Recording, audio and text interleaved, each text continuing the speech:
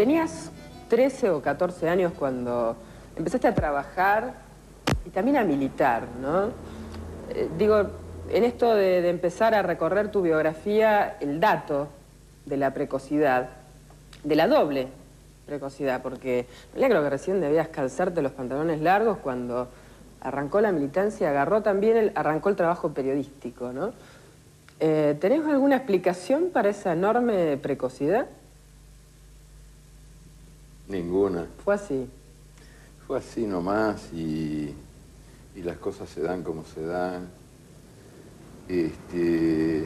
No sé, lo que yo recuerdo es que acababa de ponerme los pantalones largos. En aquella época los chiquilines andaban de pantalón corto hasta cierta edad. Y fui al semanario socialista, El Sol. Le llevé unos dibujitos a don Emilio Frugoni, que era un patriarca del socialismo uruguayo. Y a él le gustaron y empecé a publicar allí. Fueron mis primeras andanzas en el periodismo. En realidad la cosa empezó por la caricatura política. Sí, eran caricaturas políticas.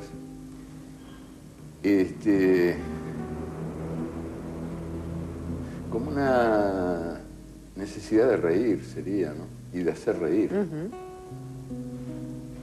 Las dos cosas, dos fuentes ahí de repente que uno podría ubicar bien tempranito, ¿no? Uno, la necesidad de dibujar, de expresarme por la imagen, que fue la primera que sentí, antes de que aparecieran las palabras, o antes de que me convirtiera en un perseguidor de palabras, ¿no? Lo primero fue la imagen y después lo otro, esa presencia del humor, de la necesidad de reír, no sé. Sí, empecé haciendo chistes políticos y chistes que también no eran políticos, dibujados. No sé, eso... Hace poquito leí un poema del emperador Adriano, que dicen que fue lo último que dijo. Y alguien lo registró en su lecho de agonía, él estaba yéndose del mundo, muriéndose. Y dicen que Adriano dijo algo así como esto. Alma mía, pequeñita, alma mía, vagabunda, ¿a dónde irás ahora? ¿A qué regiones heladas y oscuras irás? Ya no contarás más chistes.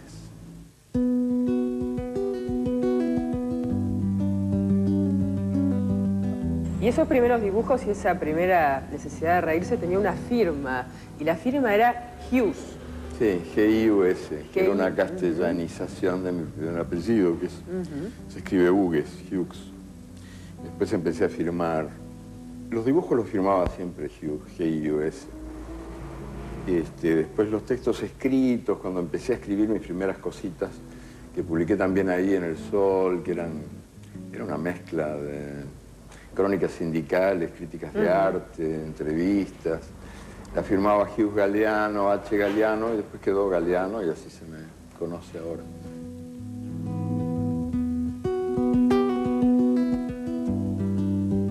La necesidad de expresarse a través del dibujo, de reírse, pero el Uruguay de los años 50, y acá ya hablamos de la política y de un compromiso temprano, no era un Uruguay signado por la miseria, ni siquiera lo era tu situación familiar, personal. Sin embargo, hubo también un temprano compromiso desde ese lugar. Sí. No, yo nunca viví situaciones de miseria. Pero siempre sentí que funcionaba dentro de mí ese músculo secreto, ¿no? Que por ahí es el que, no sé, donde se desarrollan las mejores energías del bicho humano, que es un músculo que podríamos llamar solidaridad o conciencia, o no sé, conciencia de los demás, digamos, ser con otros, ser en otros. Y eso yo lo sentí desde muy chiquito, y empecé a dibujar, dibujando para otros, y empecé a escribir, escribiendo para otros. Nunca me creí el cuento de que de que uno escribe para uno. No es verdad. Digo, no es verdad para quienes publicamos, es verdad para quienes tienen todo el derecho de escribir sus diarios íntimos, personales, privados. Pero cuando se escribe y se publica, se escribe para otros, uno se dirige a otros. Y por lo tanto hay una energía solidaria en eso, hay una intención de comunión.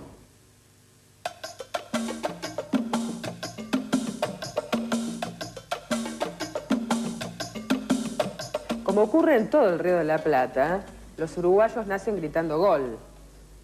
Eduardo Hugh Galeano nació gritando un gol de Nacional. Sí, esa es la dura verdad. Así es. Y en eso ando todavía. Lo que pasa es que no siempre puedo gritarlo porque Nacional mete cada vez menos goles, pero sí que nací gritando gol, como todos los niños del Uruguay, que quise ser jugador de fútbol, como por supuesto eso no tiene nada de original, en un país donde no puede uno entrar a una maternidad sin quedarse sordo con los gritos de gol, porque es verdad que todos los bebés nacen gritando gol. No bien asoman entre las piernas de la madre y gritan gol, gol. Entonces hay un estrépito en las maternidades terrible. ¿Cuál es el paso siguiente? Uno quiere ser Número 8. jugador de fútbol. Entré a la derecho, era en aquel tiempo, cuando los equipos se armaban de otra manera. Y había 5 adelante, increíble. Ahora eso parece cosa de loco.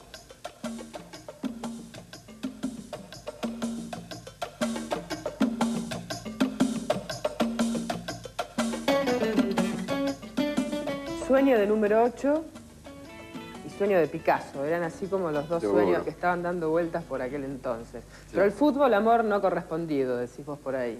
Ah, patadura total. Siempre jugué pésimo, fui un horror, una vergüenza nacional. Y bueno, después me vengué años después, escribiendo un libro, El fútbol a sol y sombra, donde quise hacer con las manos lo que no había podido hacer con los pies. Y el libro fue escrito, el fútbol a sol y sombra, para contribuir a la conversión de los paganos, o sea, para que perdieran el miedo al fútbol los intelectuales que leen libros y para que perdieran el miedo a los libros los fanáticos del fútbol que desconfían de los intelectuales. Para los intelectuales de derecha el fútbol es la prueba de que el pueblo piensa con los pies. Y para los intelectuales de izquierda el fútbol tiene la culpa de que el pueblo no piense. Son simétricos desprecios por una pasión popular que yo comparto y respeto. Entonces ahí se armaban aquellos ríos. No me escucho.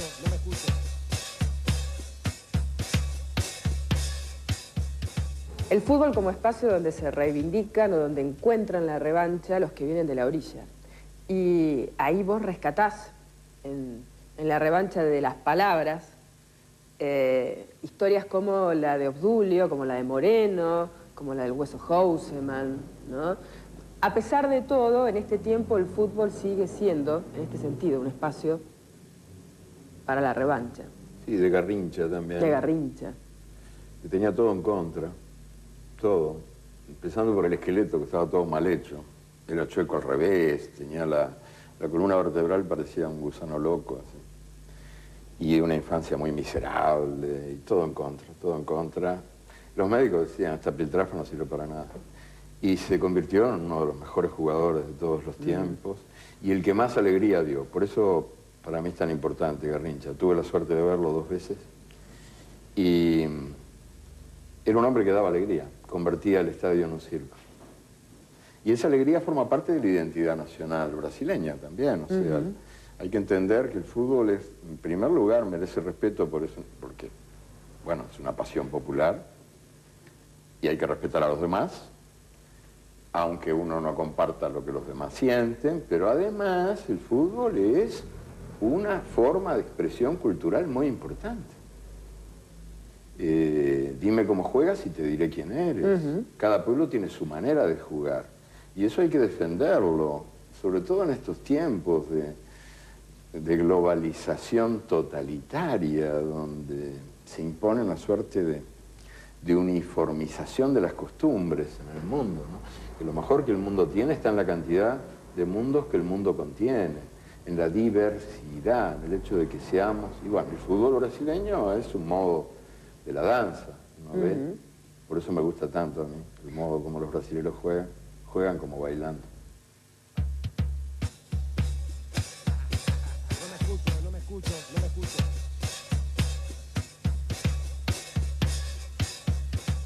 Y hablando de maestros de este tiempo en la cancha, de tipos talentosos, creativos, Gullit en Holanda, el negro, el gran negro de entre las cabezas rubias, de la naranja mecánica, y en Europa el racismo crece y la xenofobia. Pero ahí está Gullit, para tomarse la revancha en la cancha. Ya no pueden negarles espacio a los negros en el fútbol actual, porque fíjate, uno ve las selecciones triunfantes.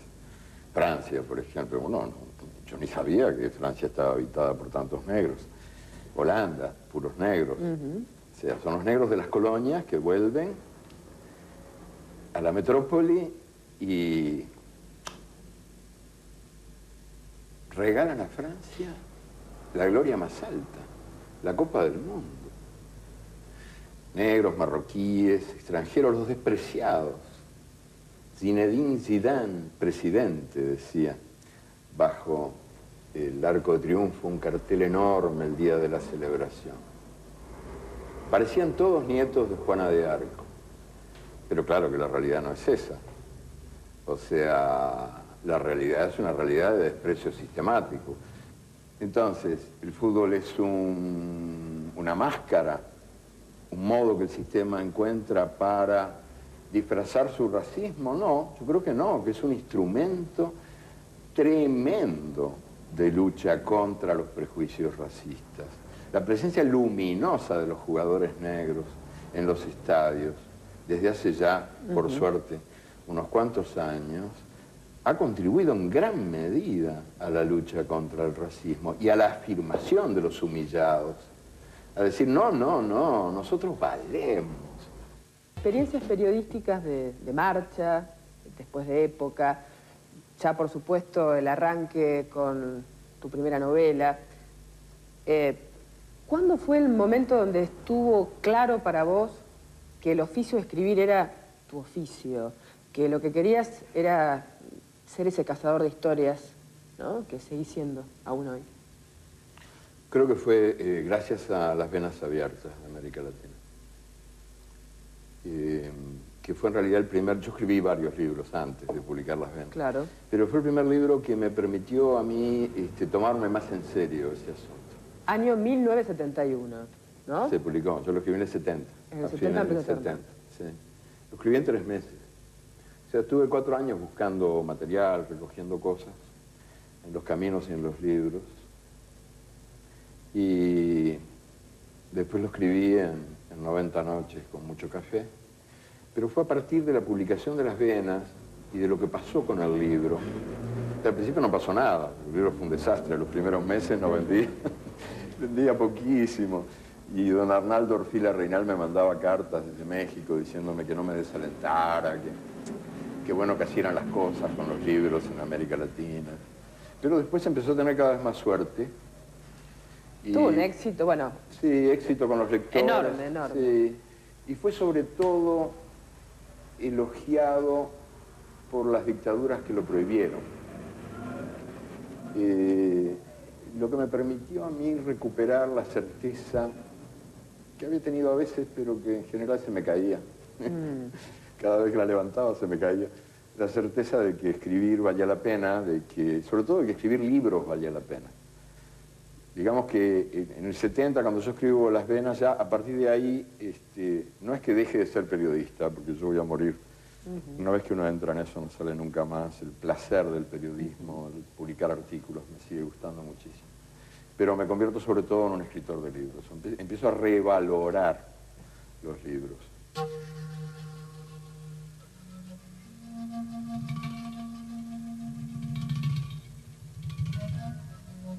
Por ahí uno no tiene muchas certezas, ¿no? Cada vez Sí. Uno guarda unas poquitas, pero hay algunas muy claras. Y la certeza de la militancia por la memoria Sí. se afirmó ahí, ¿no? Porque en realidad fue una especie de contrahistoria de América Latina, Las Sí, Venas. hace poquito leí, pero lamentablemente me olvidé del nombre, soy malo para los nombres. Una entrevista que le hicieron a un escritor norteamericano que yo no conocía, un hombre joven, y me gustó una frase que dice, pero me olvidé del nombre de él. Pero la frase igual vale, aunque me olvide del nombre. La frase es, la historia es todo lo que no nos contaron. Me pareció muy bueno eso. Digo, sí, la historia es todo lo que no nos contaron. Y Las Venas fue una primera tentativa de recuperar algunas cosas del pasado que podían alimentar la energía del cambio en América Latina contra el fatalismo, contra esta ideología de la impotencia de la que estamos tan enfermos todavía, ¿no? Esta cosa de que seguimos convencidos de que no se puede. Y a veces no se puede se convierte en no se debe, lo que es todavía peor. El miedo. En el fondo, desde Las Venas en adelante, son todos libros escritos contra el miedo de cambiar, el miedo de ser, el miedo de vivir, el miedo de ser tú mismo, de abrir tu propio camino.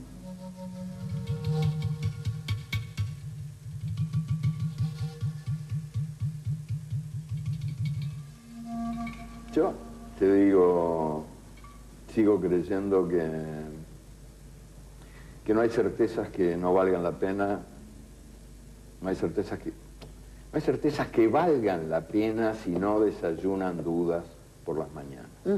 Las únicas certezas que me merecen respeto son las certezas que desayunan dudas por las mañanas. O sea, yo creo que las certezas de verdad, las que valen la pena, son las que provienen de las contradicciones de la vida. Las que siguen interrogando. La vida es interrogando. contradictoria, la contradicción es el motor de la vida humana. Y por lo tanto, estos invulnerables, ¿verdad?, que nunca tienen dudas, que nunca se caen, que nunca se desesperan, las desesperanzas de tanto esperar, que me parecen tan legítimas, tan justas, las desesperanzas de tanto esperar.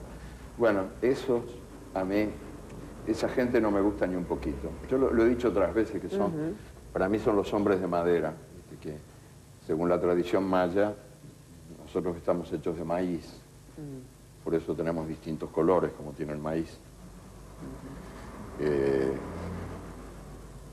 México, Guatemala, hay maíz rojo, maíz naranja, maíz azul, maíz violeta, maíces de todos los colores, como la especie humana tiene todos los colores, como el maíz. Pero antes de que los dioses nos hicieran de maíz, nos hicieron de madera.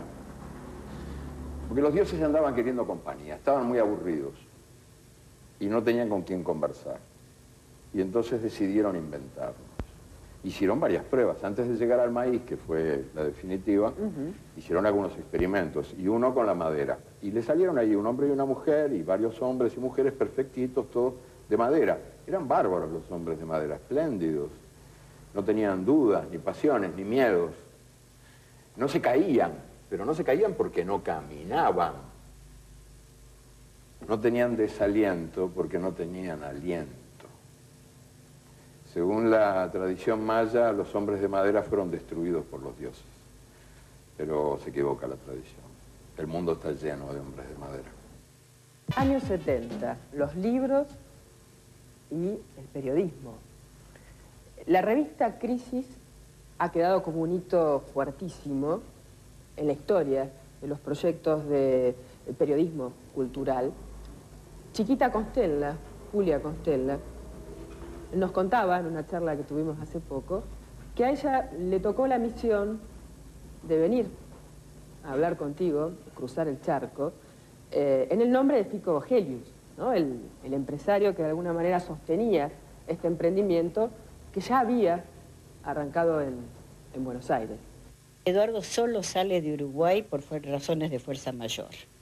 Un periodo largo de Galeano fuera de Uruguay me parece que es impensable, que todavía debe ser impensable, a pesar de que, bueno, su largo exilio en España, su vida en Argentina, sus frecuentes viajes al exterior lo estimulan a seguir conociendo y demás, pero trago corto, no trago largo. Dirigir una revista era trago largo. Entonces puso condiciones severas. Dijo que consideraría la propuesta, era un hombre de 30 años, se le estaba ofreciendo una cosa importante, consideraría la propuesta en determinadas condiciones. Primero, él vivía en Uruguay y se quedaba en Uruguay. Podía venir por tiempos parciales, 10, 12, máximo 15 días. Cuando volví y le hice estas precisiones a Vogelius, creo que lo que me dijo fue que es Gardel. Y le dije, no, no es Gardel, es Galeano. Pero si querés discutir, estos son los términos de Galeano, si hay que seguir discutiendo, andate a Uruguay. Total, es cruzar el charco. Cruzó el charco y volvió eso y 5 cosas más, lo que pidiera Galeano, porque fue un caso de amistad a primera vista. Y así fue con Vogelius.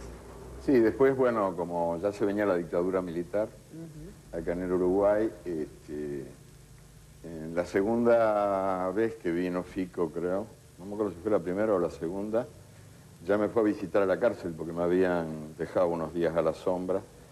Y entonces ese proyecto mío de seguir en el Uruguay se desvaneció. Sí, porque no es cómodo estar preso. Son dos situaciones incómodas en la vida, estar preso y estar muerto. Por no estar preso me tuve que ir del Uruguay y por no estar muerto me tuve que ir de la Argentina. Por no padecer las molestias, claro, de la prisión y de la muerte.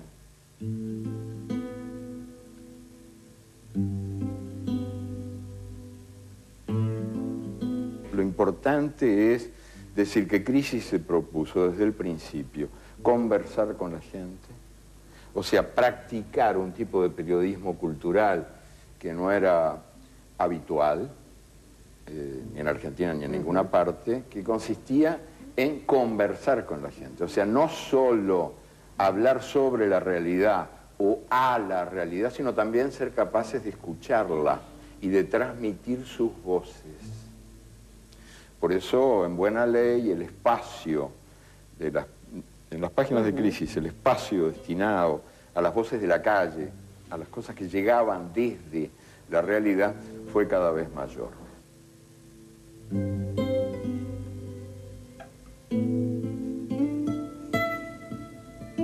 Año 1975, la AAA amenazaba, y no solo amenazaba, cumplía sus amenazas. El clima de trabajo en la redacción convivía con la cotidianidad de las amenazas. Sí, al final no había manera de seguir. Ya en el 76 vino el golpe, la revista estaba muy desintegrada, bueno, alguna gente que se había tenido que ir amenazada, otros que habían caído asesinados, otros que estaban presos o desaparecidos. Y todo ese clima de terror que se instala y que hace imposible una tarea creativa con la libertad imprescindible para ejercerla, ¿no? Entonces al final resolvimos caer parados. O sea, a veces el único lenguaje posible es el lenguaje del silencio. El silencio es un lenguaje. Vos citás una frase de Onetti.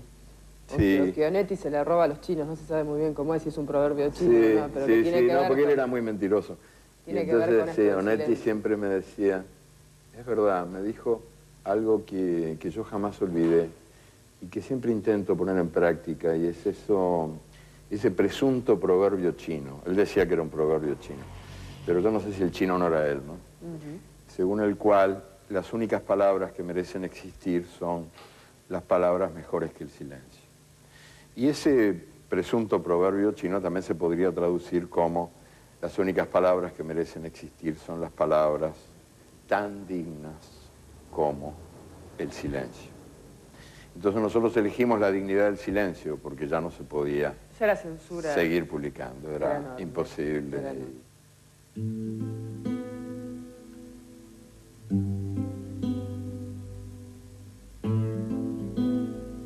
Eduardo, quiero hablar un poco de los tipos ¿no? De carne y hueso que hacían crisis en ese tiempo, ¿no?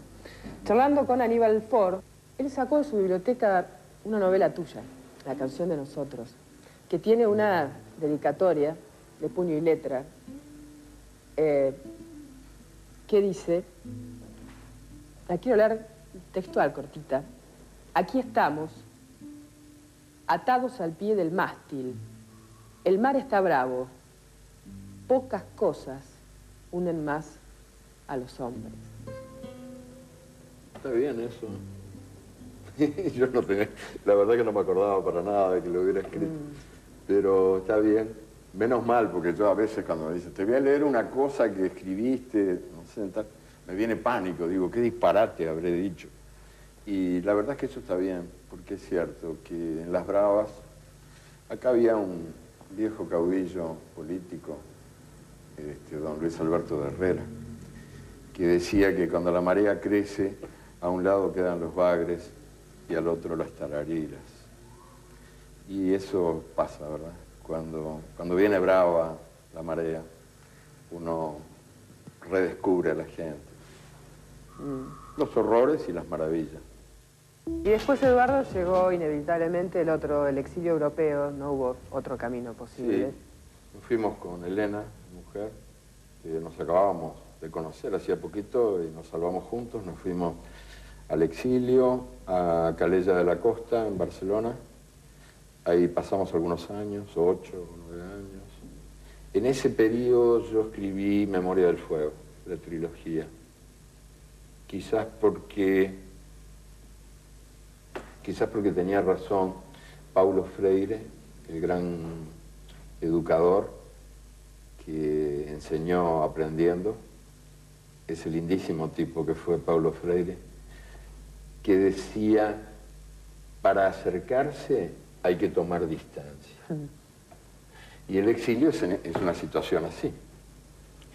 Te permite acercarte porque no tenés más remedio que mirar de lejos lo que hasta entonces habías visto tan de cerca que por ahí, metido entre los árboles, el bosque no lo veías. Entonces, el exilio, en ese sentido, a mí me permitió tener una visión. Y a muchos, ¿no? Sentirse que Latinoamérica era algo que uno llevaba en la piel y que por ahí se empezaba a sentir cuando uno estaba del otro lado del océano, ¿no?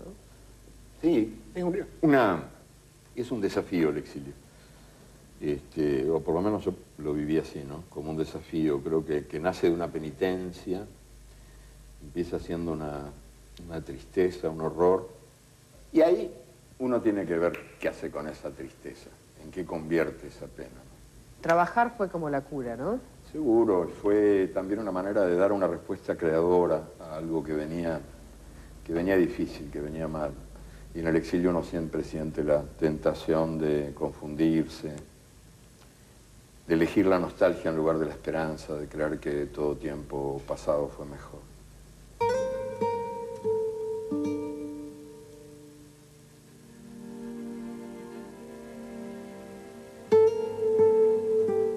El debate sobre la década del 70. En tu caso hay una situación bastante particular, y es que, visto desde hoy, tus recuerdos personales ya son parte de la historia colectiva. Pero la verdad es que ese debate parece haberse polarizado entre quienes demonizaban desde la violencia lo que sucedió en los 70 y entre quienes, por el contrario, sostenían que no hubo mejor tiempo que ese, ¿no? ¿Cuál es tu mirada sobre ese tiempo? Tan contradictorio, tan fecundo, tan atroz, tan lleno de miedo y de energía creadora. Sí, yo lo viví, como te decía antes, hablando de la revista de Crisis. Es un lindo tiempo, ¿verdad? Para mí, en mi vida personal y creo que en la vida de muchos, es una lindísima etapa de la historia. Pero ahí uno, claro, corre el peligro de elegir la nostalgia en lugar de la esperanza, lo que te decía antes, ¿no? De caer en esta trampita que la memoria te tiende cuando te invita a desvivir, o sea, cuando te invita a quedarte anclado en el pasado. Y eso, bueno, yo creo que la memoria que vale la pena no es el ancla, sino la catapulta, ¿no? Es la memoria que te invita al viaje. Es la memoria como punto de partida, ¿no? Como lugar de llegada. Entonces, la experiencia de los años idos, con todo lo que tuvieron de hermosos y también de terribles, sirve en la medida en que te permite hacer otra cosa con eso. Digo, el mejor de mis días es el día que todavía no viví. En esto de historias que ilustran procesos más complejos, vos tenés una historia que solés repetir cuando tratás de ilustrar cuál es el sentido de la memoria. Lo del ceramista, del claro. alfarero. Sí, es una historia hermosa esa que además es curioso porque yo la escuché por primera vez en Canadá hace muchos años, en la región de Chiapas, en México. Cuando yo fui a Chiapas me encontré con que hay en algunas comunidades mayas esta misma tradición viva que consiste en que el maestro ceramista, el alfarero mayor, el maestro del barro, el hombre que hace magia con las manos, que convierte el barro en belleza, ese maestro ha llegado ya a la hora del adiós.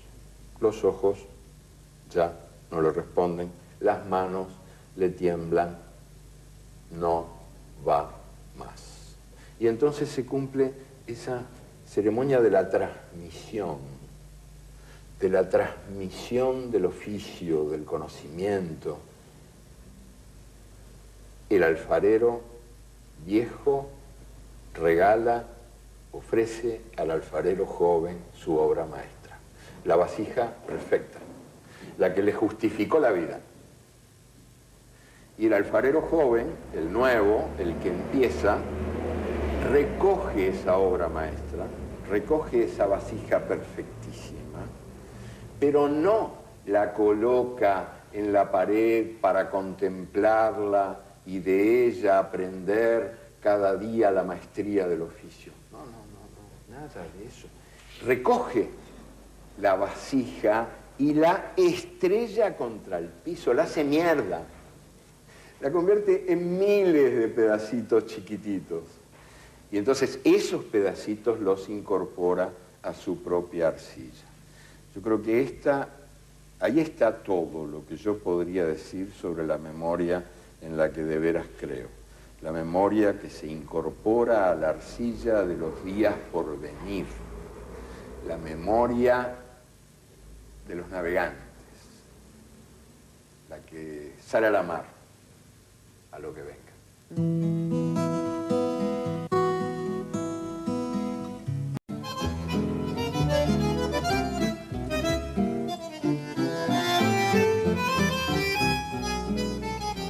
Tenías 13 o 14 años cuando empezaste a trabajar y también a militar, ¿no? Digo, en esto de empezar a recorrer tu biografía, el dato de la precocidad, de la doble precocidad, porque en realidad creo que recién debías calzarte los pantalones largos cuando arrancó la militancia, arrancó el trabajo periodístico, ¿no? ¿Tenés alguna explicación para esa enorme precocidad? Ninguna. Fue así. Fue así nomás y las cosas se dan como se dan. No sé, lo que yo recuerdo es que acababa de ponerme los pantalones largos. En aquella época los chiquilines andaban de pantalón corto hasta cierta edad. Y fui al semanario socialista, El Sol. Le llevé unos dibujitos a don Emilio Frugoni, que era un patriarca del socialismo uruguayo. Y a él le gustaron y empecé a publicar allí. Fueron mis primeras andanzas en el periodismo. En realidad la cosa empezó por la caricatura política. Sí, eran caricaturas políticas.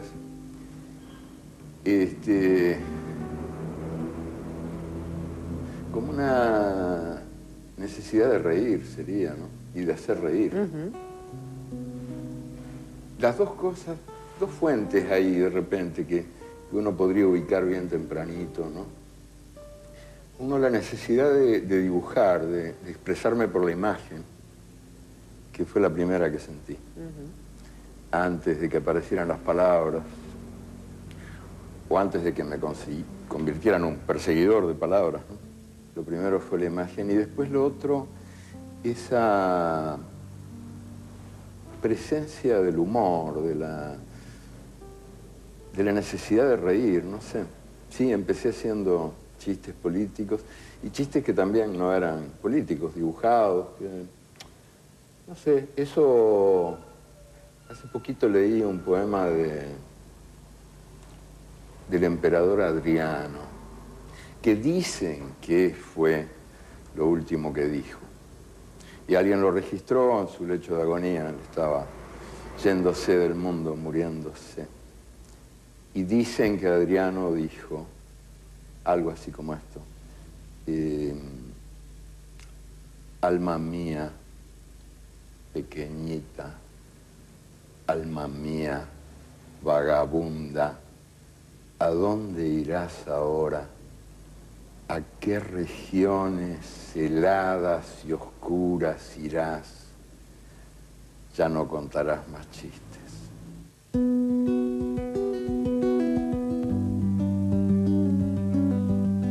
Y esos primeros dibujos y esa primera necesidad de reírse tenía una firma, y la firma era Hughes.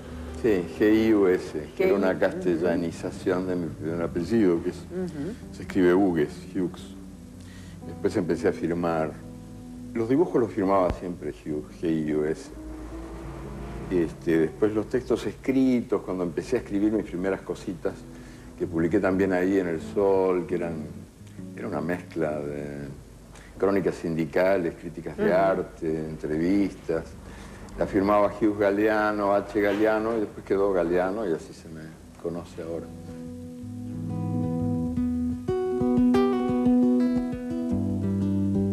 La necesidad de expresarse a través del dibujo, de reírse, pero el Uruguay de los años 50, y acá ya hablamos de la política y de un compromiso temprano, no era un Uruguay signado por la miseria, ni siquiera lo era tu situación familiar, personal. Sin embargo, hubo también un temprano compromiso desde ese lugar. Sí. No, yo nunca viví situaciones de miseria, pero siempre sentí que funcionaba dentro de mí ese músculo secreto, ¿no? Que por ahí es el que, no sé, donde se desarrollan las mejores energías del bicho humano, que es un músculo que podríamos llamar solidaridad o conciencia, o no sé, conciencia de los demás, digamos, ser con otros, ser en otros.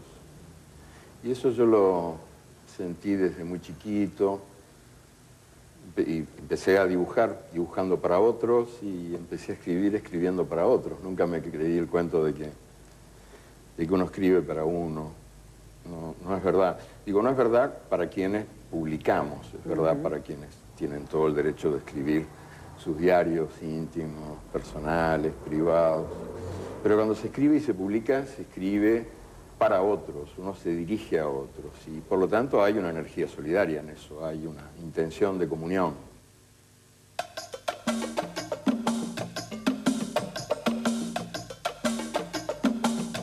O sea, son los negros de las colonias que vuelven a la metrópoli y regalan a Francia la gloria más alta, la Copa del Mundo. Negros, marroquíes, extranjeros, los despreciados. Zinedine Zidane, presidente, decía, bajo el Arco de Triunfo, un cartel enorme el día de la celebración. Parecían todos nietos de Juana de Arco. Pero claro que la realidad no es esa. O sea, la realidad es una realidad de desprecio sistemático. Entonces, el fútbol es una máscara, un modo que el sistema encuentra para disfrazar su racismo. No, yo creo que no, que es un instrumento tremendo de lucha contra los prejuicios racistas. La presencia luminosa de los jugadores negros en los estadios, desde hace ya, por suerte, unos cuantos años, ha contribuido en gran medida a la lucha contra el racismo y a la afirmación de los humillados. A decir, no, no, no, nosotros valemos. Experiencias periodísticas de marcha, después de Época, ya por supuesto el arranque con tu primera novela. ¿Cuándo fue el momento donde estuvo claro para vos que el oficio de escribir era tu oficio? Que lo que querías era ser ese cazador de historias, ¿no? Que seguís siendo aún hoy. Creo que fue gracias a Las Venas Abiertas de América Latina. Que fue en realidad el primer... Yo escribí varios libros antes de publicar Las Venas. Claro. Pero fue el primer libro que me permitió a mí tomarme más en serio ese asunto. Año 1971, ¿no? Se publicó, yo lo escribí en el 70. En el a 70 finales del empezó. 70, sí. Lo escribí en 3 meses. O sea, estuve 4 años buscando material, recogiendo cosas, en los caminos y en los libros. Y después lo escribí en 90 noches con mucho café. Pero fue a partir de la publicación de Las Venas y de lo que pasó con el libro. O sea, al principio no pasó nada, el libro fue un desastre. Los primeros meses no vendía, vendía poquísimo. Y don Arnaldo Orfila Reinal me mandaba cartas desde México diciéndome que no me desalentara, que bueno que así eran las cosas con los libros en América Latina. Pero después empezó a tener cada vez más suerte. Y, tuvo un éxito, bueno... Sí, éxito con los lectores. Enorme, enorme. Sí, y fue sobre todo elogiado por las dictaduras que lo prohibieron.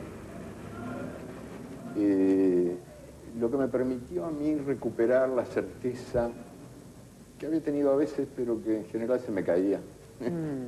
Cada vez que la levantaba se me caía. La certeza de que escribir valía la pena, sobre todo de que escribir libros valía la pena. Digamos que en el 70, cuando yo escribo Las Venas, ya a partir de ahí, no es que deje de ser periodista, porque yo voy a morir. Una vez que uno entra en eso no sale nunca más. El placer del periodismo, el publicar artículos, me sigue gustando muchísimo. Pero me convierto sobre todo en un escritor de libros. Empiezo a revalorar los libros.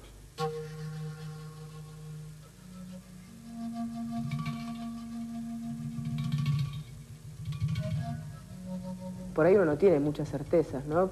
Cada vez Sí. uno guarda unas poquitas, pero hay algunas muy claras.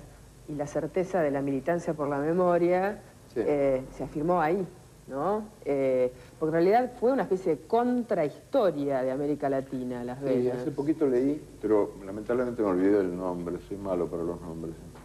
Una entrevista que le hicieron a un escritor norteamericano que yo no conocía, un hombre joven, y me gustó una frase que dice, pero me olvidé del nombre de él. Pero la frase igual vale, aunque me olvide del nombre. La frase es, la historia es todo lo que no nos contaron. Me pareció muy bueno eso. Digo, sí, la historia es todo lo que no nos contaron. Y Las Venas fue una primera tentativa de recuperar algunas cosas del pasado que podían alimentar la energía del cambio en América Latina contra el fatalismo, contra esta ideología de la impotencia de la que estamos tan enfermos todavía, ¿no? Esta cosa de que seguimos convencidos de que no se puede. Y a veces no se puede se convierte en no se debe, lo que es todavía peor. El miedo. En el fondo, desde Las Venas en adelante, son todos libros escritos contra el miedo de cambiar, el miedo de ser, el miedo de vivir, el miedo de ser tú mismo, de abrir tu propio camino.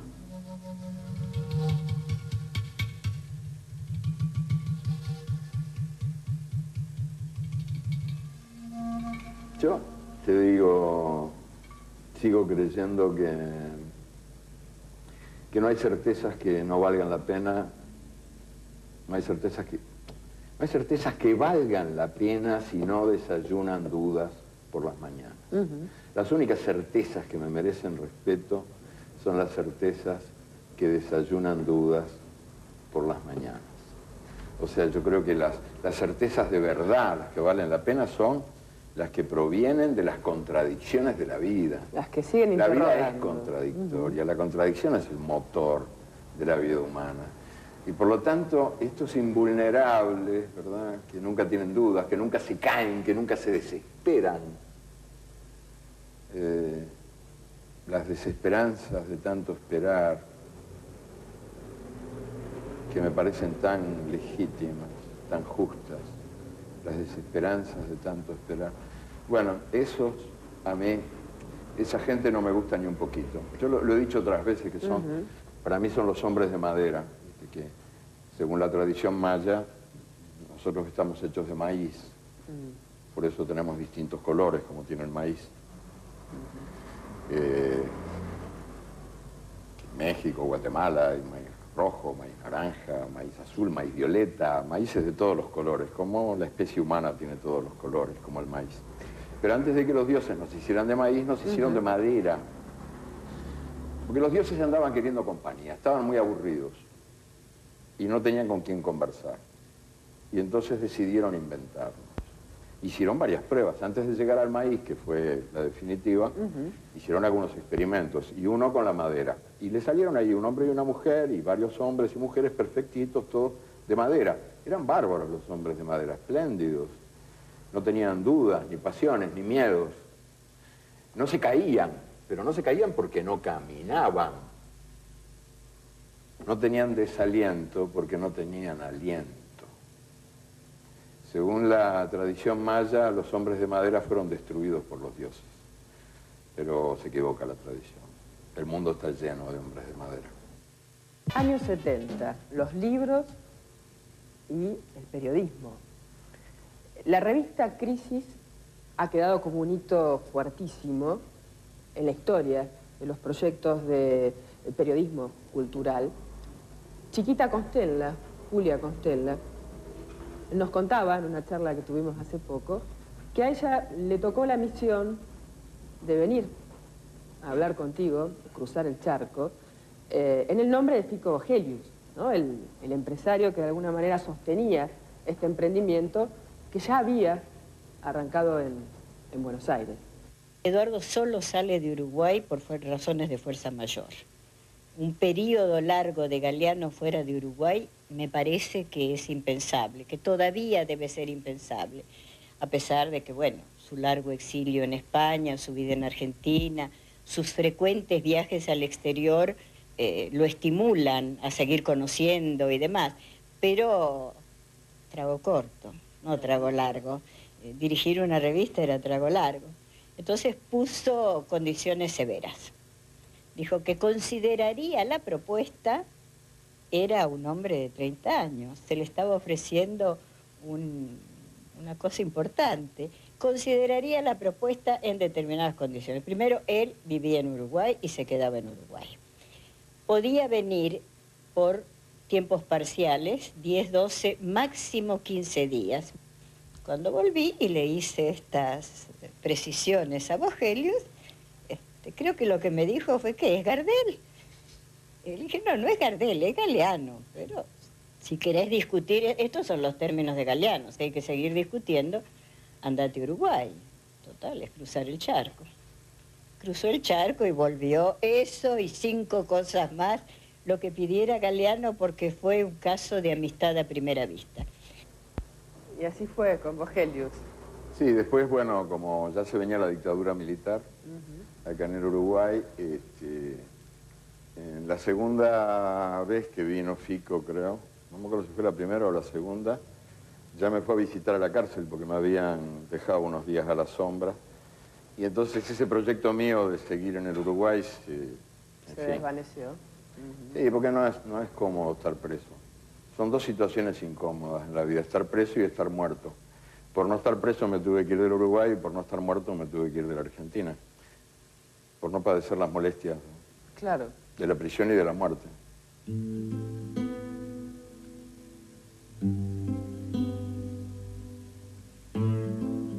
Lo importante es decir que Crisis se propuso desde el principio conversar con la gente, o sea, practicar un tipo de periodismo cultural que no era habitual, ni en Argentina ni en ninguna parte, que consistía en conversar con la gente. O sea, no solo hablar sobre la realidad o a la realidad, sino también ser capaces de escucharla y de transmitir sus voces.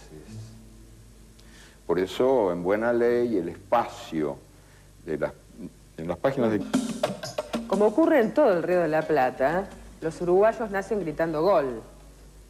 Eduardo Hugh Galeano nació gritando un gol de Nacional. Sí, esa es la dura verdad. Así es. Y en eso ando todavía.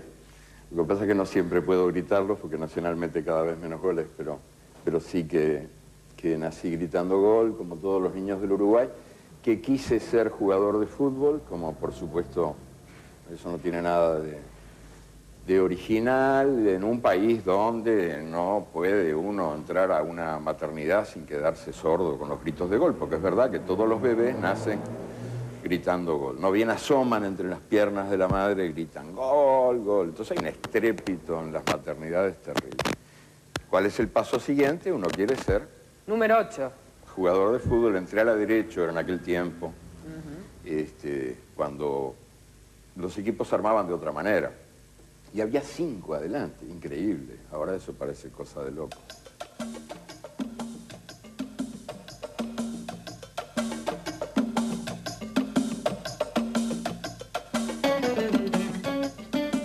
Sueño de número 8 y sueño de Picasso. Eran así como los dos Seguro. sueños que estaban dando vueltas por aquel entonces. Sí. Pero el fútbol, amor no correspondido, decís vos por ahí.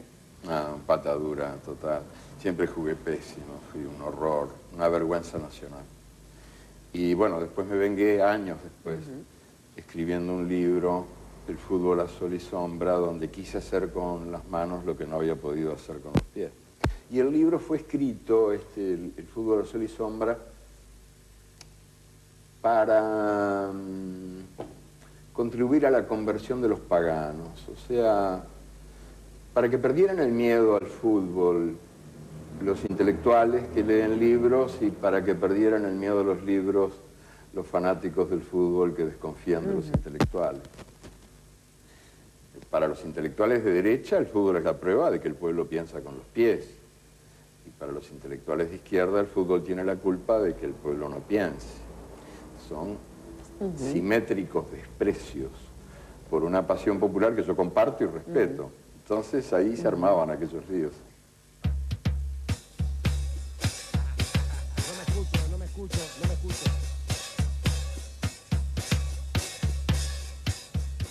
El fútbol como espacio donde se reivindican o donde encuentran la revancha los que vienen de la orilla. Y ahí vos rescatás, en la revancha de las palabras, historias como la de Obdulio, como la de Moreno, como la del Hueso Houseman, ¿no?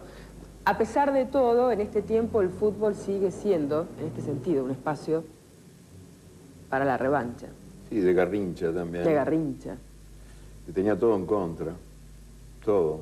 Empezando por el esqueleto, que estaba todo mal hecho. Era chueco al revés, tenía la columna vertebral, parecía un gusano loco, así. Y una infancia muy miserable, y todo en contra. Los médicos decían, esta piltrafa no sirve para nada. Y se convirtió en uno de los mejores jugadores de todos los tiempos, y el que más alegría dio. Por eso, para mí es tan importante Garrincha. Tuve la suerte de verlo 2 veces, y era un hombre que daba alegría, convertía el estadio en un circo.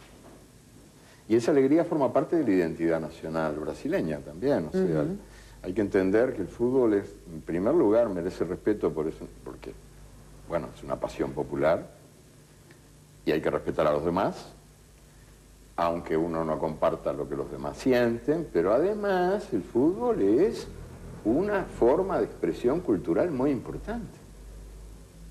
Dime cómo juegas y te diré quién eres. Cada pueblo tiene su manera de jugar y eso hay que defenderlo, sobre todo en estos tiempos de globalización totalitaria, donde se impone una suerte de uniformización de las costumbres en el mundo, ¿no?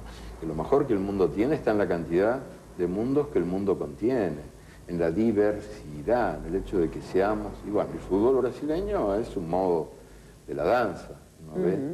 Por eso me gusta tanto a mí, el modo como los brasileños juegan como bailando.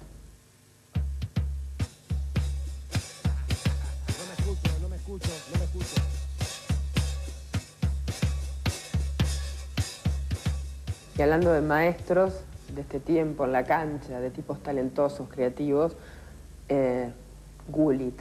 En Holanda, el negro, el gran negro de entre las cabezas rubias, de la Naranja Mecánica, y en Europa el racismo crece y la xenofobia. Pero ahí está Gullit, para Sí, tomarse no, y la ahora revancha en la cancha. Ya no pueden negarles espacio a los negros en el fútbol actual, porque fíjate, uno ve las selecciones triunfantes.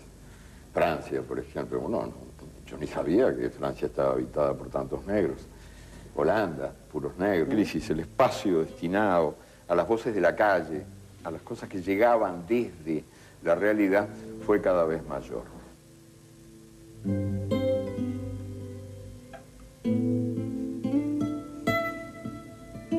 Año 1975, la AAA amenazaba, y no solo amenazaba, cumplía sus amenazas. El clima de trabajo en la redacción convivía con la cotidianidad de las amenazas.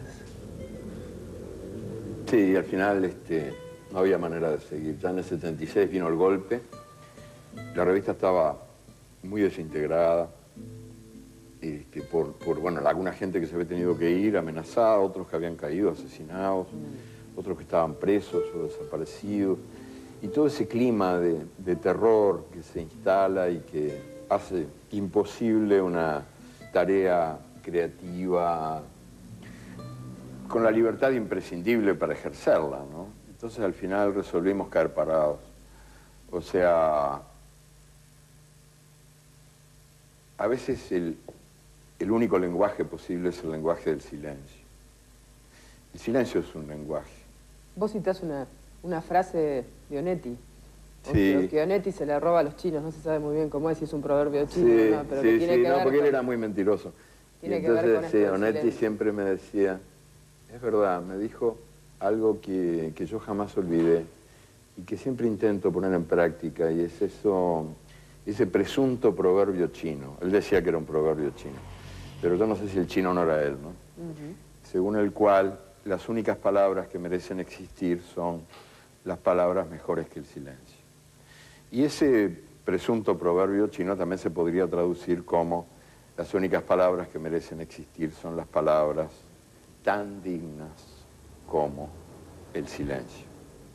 Entonces nosotros elegimos la dignidad del silencio porque ya no se podía Ya la censura seguir publicando, era enorme, imposible. era enorme.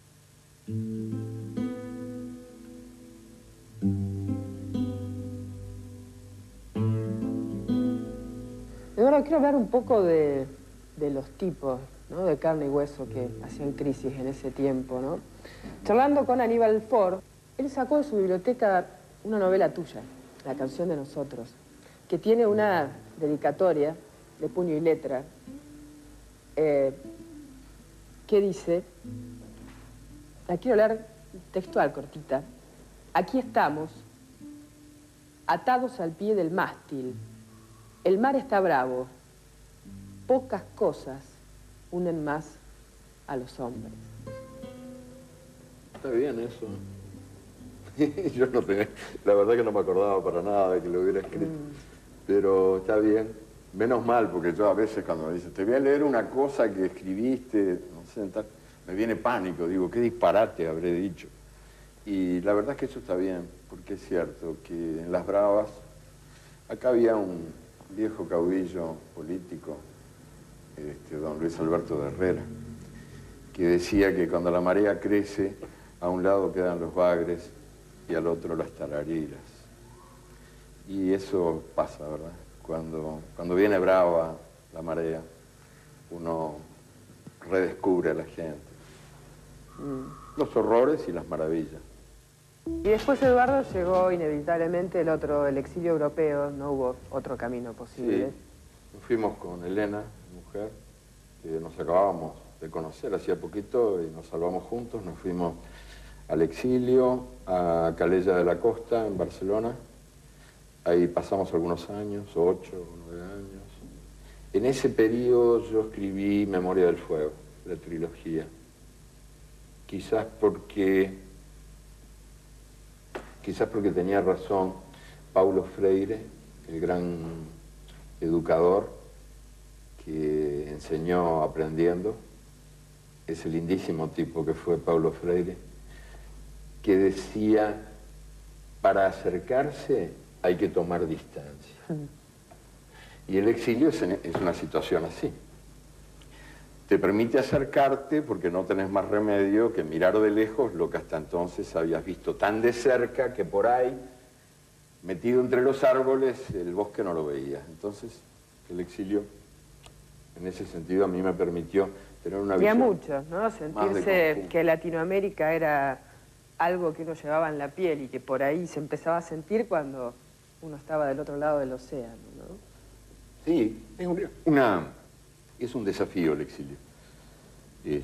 O por lo menos yo lo viví así, ¿no? Como un desafío. Creo que nace de una penitencia, empieza siendo una tristeza, un horror, y ahí uno tiene que ver qué hace con esa tristeza, en qué convierte esa pena, ¿no? Trabajar fue como la cura, ¿no? Seguro, fue también una manera de dar una respuesta creadora a algo que venía difícil, que venía mal.